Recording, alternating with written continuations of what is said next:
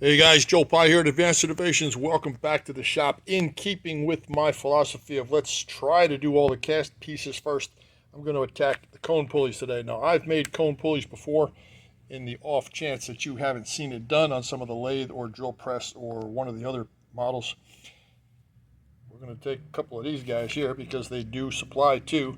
And they give you two because one is used on the model and the other one is used on the driving feature or the ceiling of whatever line shaft setup that you arrange. This could be floor mounted, driven by God knows what, but they do require two. So the first thing I'm going to do is belt sand the perimeter of this thing, get these gates off of here, and I'm going to rub this across some emery and try to establish a flat surface.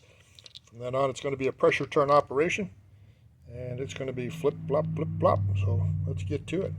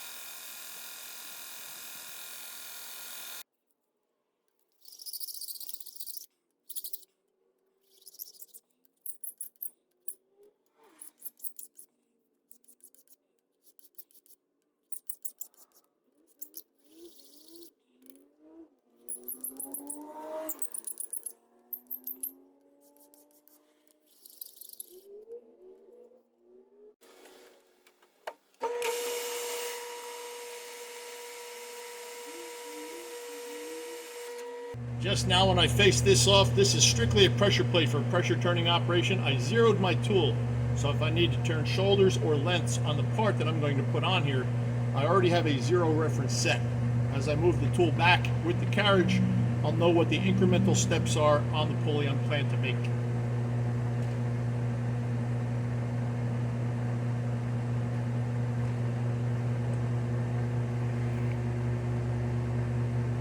I've said it.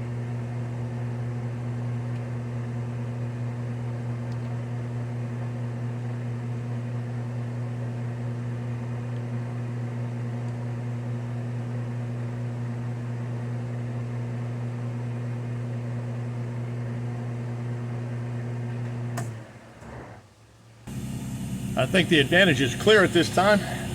Exactly how helpful that little device is. You now have room to run in, run out with the tools. By facing off the platform that it rests on in the back, I can register all of my distances between my steps, as well as put a reference cut on the end for the overall length when it comes time to do that.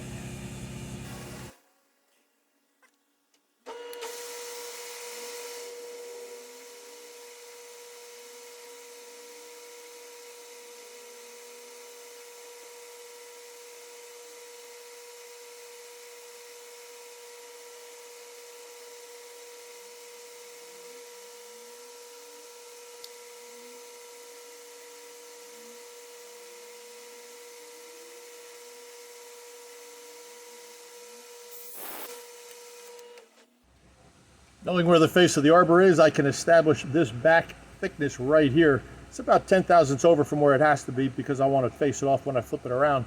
This diameter is oversized from the final diameter. It is now a nominal size that'll fit in another 5C collet that I have. So I'm going to flip this around, bank it on this face, on the face of the collet, and face the back off. Then I'll put it, probably put the through hole in and finish the remaining steps at that time. Probably the most difficult one to do is the overall length, believe it or not, but cross that bridge when we get there.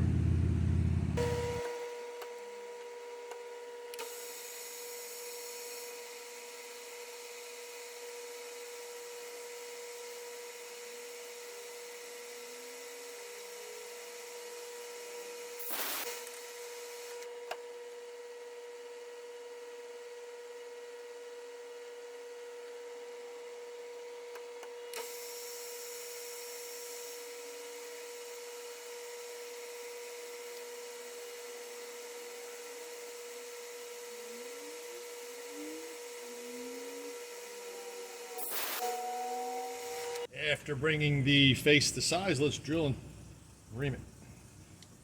126, 3 millimeters.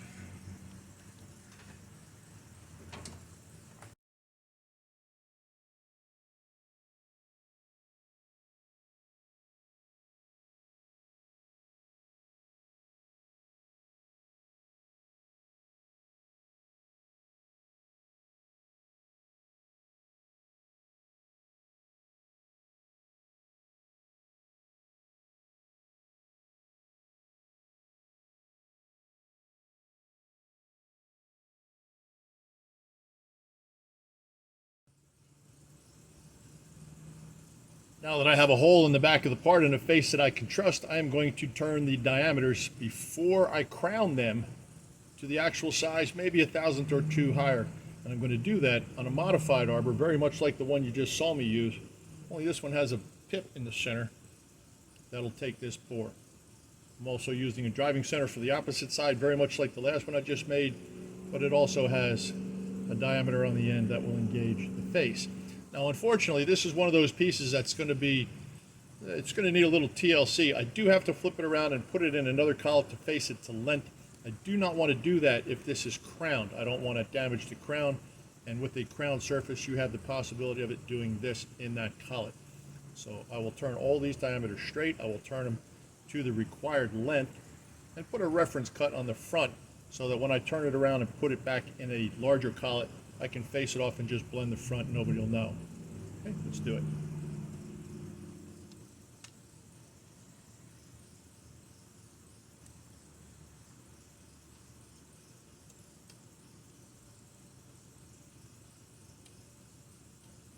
First thing I'll do is I'll contact the tool on the inside of this finished face right here and zero out my digital. That way I can step back the required incremental moves and know that when I'm done, the part will be to the required length.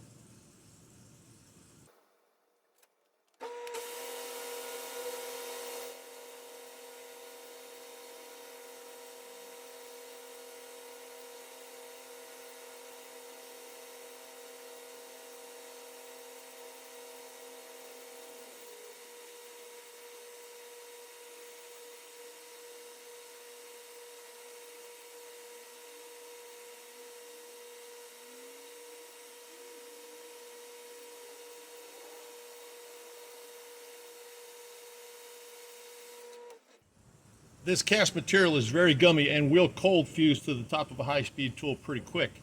When it does that, it's going to put tear lines in your finish. I think it's important that you keep an eye on the end of the tool to see if it has any buildup or what we call fly excrement stuck to the tip, and a little bit of coolant, a little bit of lubrication on the final passes probably give you a much better finish. So you'll see me using it here and there.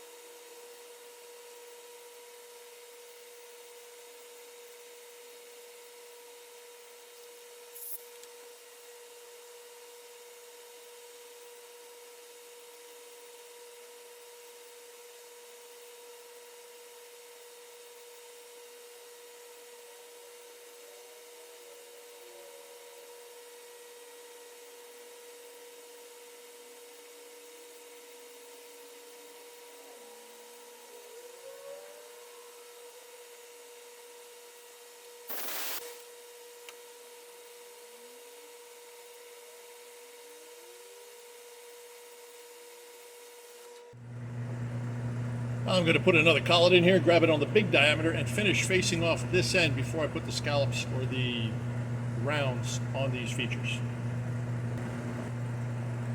That little shoulder right there is the finished length of the part, so when I do hold it in the next collet, that is the face that I will be blending to bring this thing to its final length.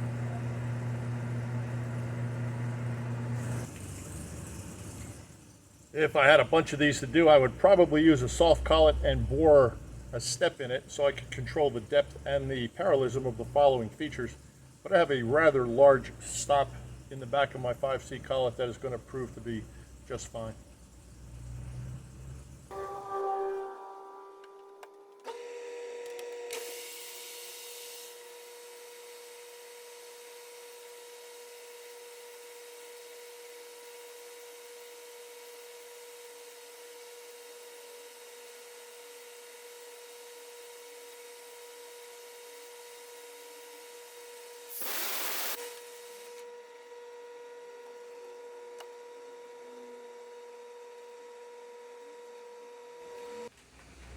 Next step in the process is to put the crowns on these crowns on the rounds. These are now cylindrical features. They're straight. I'm going to go back in between centers here with the pressure centers that I've made. There's a small one for the front. Just used it.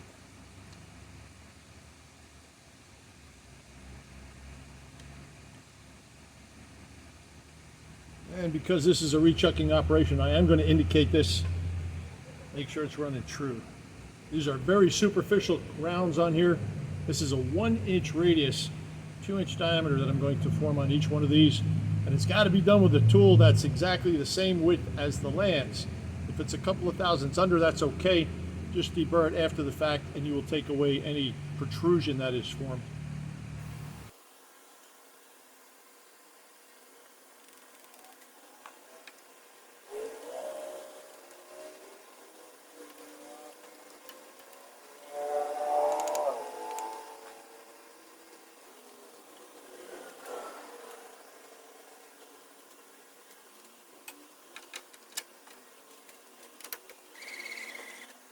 Each one of these diameters is about 1,000th to 2,000ths oversized, so I'm going to put marker on it and just erase the marker with the form tool.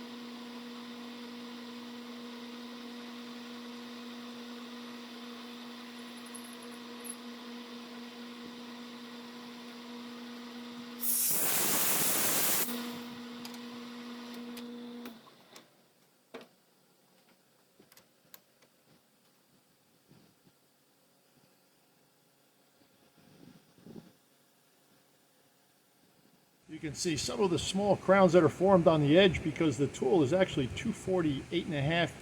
These are 250. So I want to face the inside, and this is just shy of what it should be. I'm going to knock these corners off with a 45-degree tool. And we're going to call that good.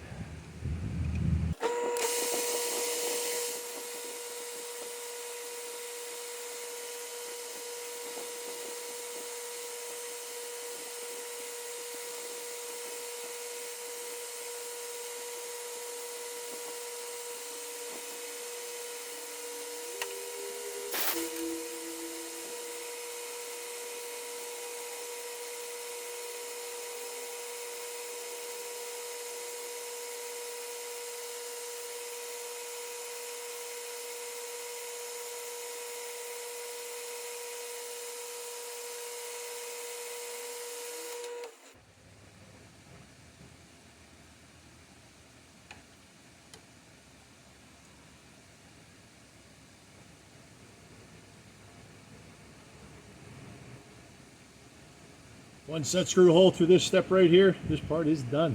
Go over to the mill.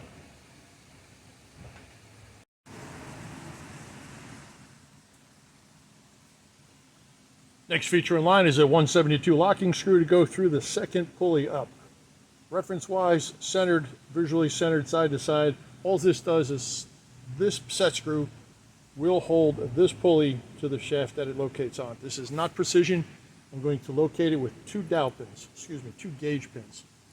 I'll use a gauge pin as wide as the land. Bump the shoulder, I'll know that I'm centered, and then I will put another gauge pin in the chuck and block the hole. I'll have my zero, and it goes. Should be quick.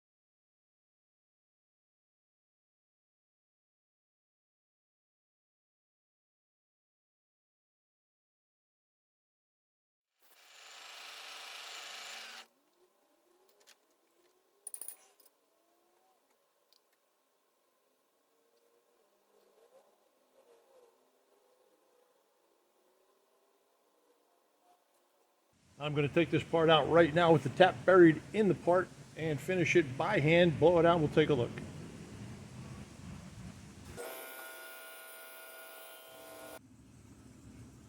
This is the final product. There are two of these. They did supply a second one for use with the line shaft assembly, however you decide to configure that. And let's take a look at where that goes. This goes on the side of the machine right here.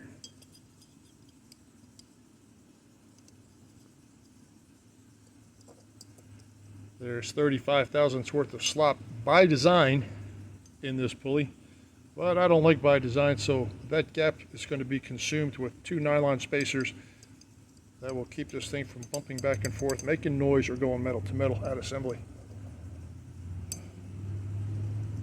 That's it, man. That's all it took.